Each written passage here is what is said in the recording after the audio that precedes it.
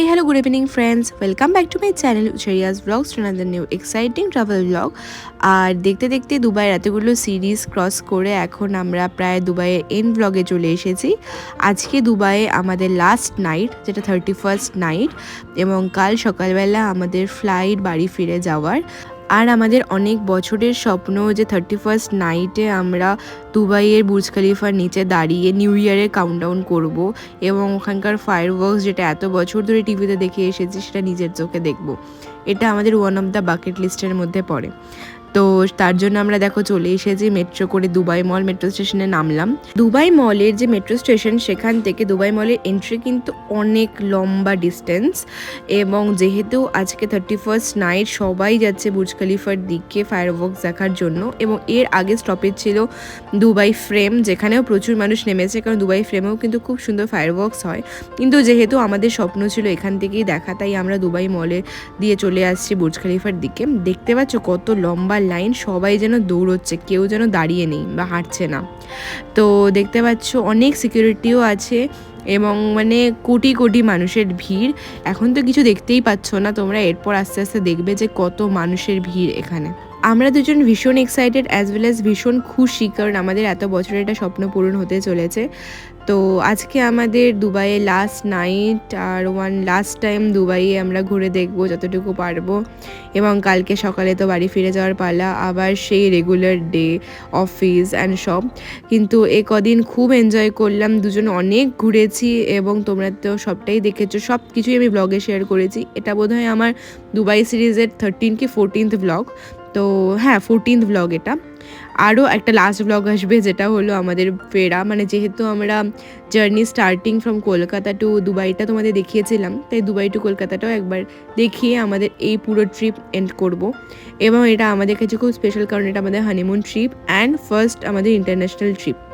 দেখো তোমরা একবার এখানে রাস্তায় কত ভিড়, এবং ব্যারিকেড দিয়ে পুরো রাস্তা বন্ধ করে দেওয়া হয়েছে, এবং বিকেল 5টা থেকে পুরো রাস্তা কিন্তু বন্ধ থাকে। এখানে কোনো রকমের পাবলিক ট্রান্সপোর্ট চলে না, লাইক বাস বলো বা উবের বা অন্য কোনো কারিমস, কোনো কিছুই চলে না, শুধুমাত্র মেট্রো চলে। সেজন্যই মেট্রোতে এত ভিড়, এবং এখান থেকে তোমরা আগে দেখতে বুঝেই যাচ্ছ যে কত লম্বা লাইন এবং কতটা ভিড় আছে ওখানে। দেখতে পাচ্ছ এখানে কত মানুষ, আর এটা কিন্তু রাস্তা, মানে এটা কিন্তু বুর্জ খলিফা থেকে অনেকটাই দূরে, তবুও এখান থেকে এত ভিড়। ইভেন অনেক লোক, প্রায় 4-5 কিলোমিটার হেঁটে আমরা পৌঁছে গেলাম দুবাই মলের ভেতরে।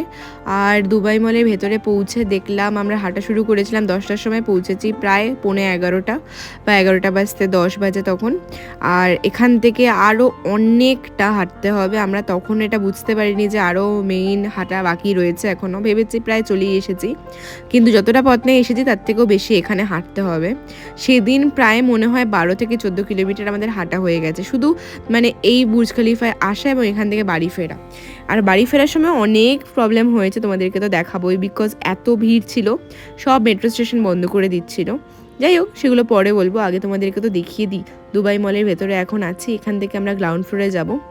আর তোমাদের যেমন আগে বলেছিলাম যে দুবাই মলে কিন্তু একটা গেট থেকে আরেকটা গেটে যেতে গেলেও মানে কোনো ভেহিকেল লাগে, লাইক বাস বা কোনো ভ্যান, কারণ এতটাই বড়, কারণ পৃথিবীর সব থেকে বড় মল, তোমরা তো শুনেইছো, এবং একদিনে প্রায় 1.5 মিলিয়ন লোক এখানে আসে। যাই হোক, আস্তে আস্তে চলে যাই, দেখি তোমাদেরকে দেখাই একবার ভিড়টা, তারপর বাকিটা বলছি। সবারই ডেস্টিনেশন একটাই জায়গা, আর সেখানে যাওয়ার জন্য অনেকে বুঝতে পারছে না যে কোন দিক দিয়ে যাবো, কারণ সব দিকেই মানুষ যাচ্ছে। তো একজন একজনকে জিজ্ঞাসা করেই যাচ্ছে, সবাই তো একদিকেই যাচ্ছে আফটার অল।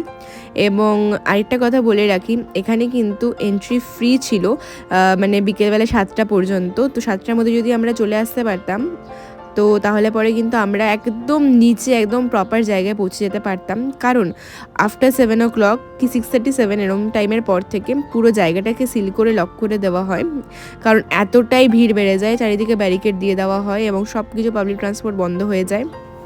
তো ইভেন পরদিন মানে আজকে 31st, তো ফার্স্টেও কিন্তু ওই ভোরবেলা 5টা-6টার আগে কোনো পাবলিক ট্রান্সপোর্ট শুরু হবে না মেট্রো ছাড়া, সেটা তোমাদেরকে দেখাবো। ভিআইপিদের আলাদা এন্ট্রি পাস থাকে, যেটা কাইন্ড অফ 500 to 1000 AED, কিন্তু বাকি সব ভিজিটার্সদের জন্য কিন্তু ফ্রি থাকে, কিন্তু একটু আগে আসতে হতো।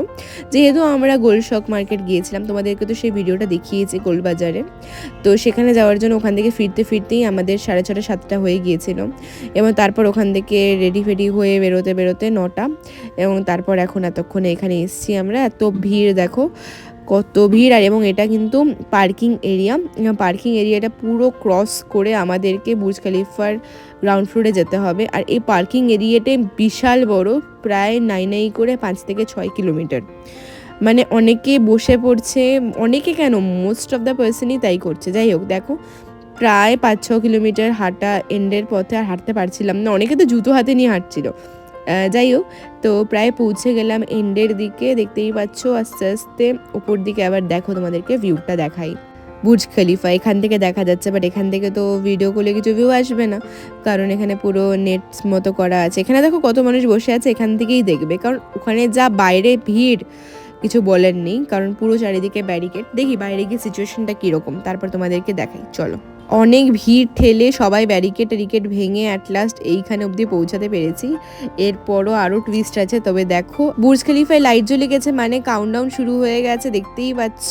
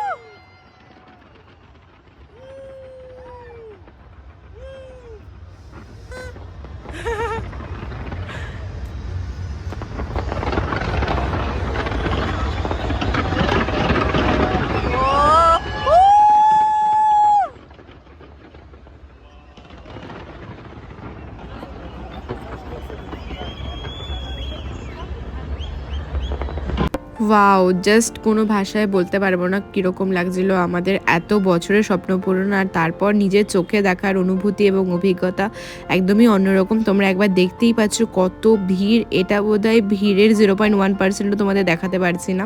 পুরো বুর্জ খলিফার সাইডে মোটামুটি রেডিয়াস 5 কিলোমিটারের মধ্যে এত ভিড় ছিল। আর দুবাই মল মেট্রো স্টেশন বন্ধ করে দিয়েছিল এত ভিড়ের জন্য, সেই কারণে আমাদের পরের মেট্রো স্টেশন মানে দুবাই ফ্রেম অব্দি যাওয়ার জন্য ওরা বাস দিয়েছিল। আর সেই বাসে ওঠার যে লম্বা লাইন, ওরা বাসের দরজা পর্যন্ত খুলছিল না। এরপর অনেক কষ্টে জায়গা করে প্রায় 3:30টার সময় পৌঁছে সবকিছু রেডি করে আমাদের আবার ভোরবেলা 7টার সময় বেরিয়ে পড়তে হবে। আমার দুবাই সিরিজের এটা লাস্ট ভিডিও, বাকি সব ভিডিওগুলো আমার ডেসক্রিপশন বক্সে এবং চ্যানেলে আছে, অবশ্যই গিয়ে দেখে এসো। এবং ভিডিওটা ভালো লেগে থাকলে লাইক, কমেন্ট, শেয়ার, চ্যানেলটিকে সাবস্ক্রাইব করে দিও। দেখা হচ্ছে তোমাদের সঙ্গে কালকে এয়ারপোর্টে। Till then, tata.